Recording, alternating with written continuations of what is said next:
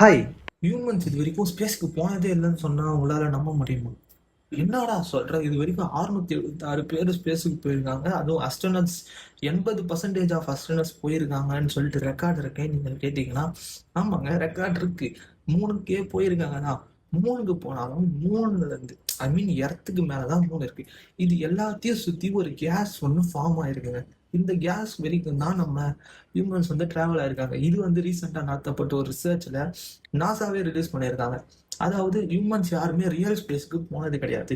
Real ஸ்பேஸ்னா எதுடான்னு கேட்டிங்கன்னா, இந்த earth, மூணு அதையெல்லாம் தாண்டி மார்ஸுக்கு போனாதான் சில ராக்கெட்ஸ் எல்லாம் போயிருக்கு. அதாவது இந்த இந்த டெலஸ்கோப்லாம் ஒன்று போச்சு இல்லைங்க, அதெல்லாம் போனதுக்காக ரியலான ஸ்பேஸ். அந்த ரியல் ஸ்பேஸ்ல போனா இப்போதைக்கு நம்ம ரெடி பண்ணி வச்சிருக்க சூட்டு எதுவுமே வேலையாகாதாங்க.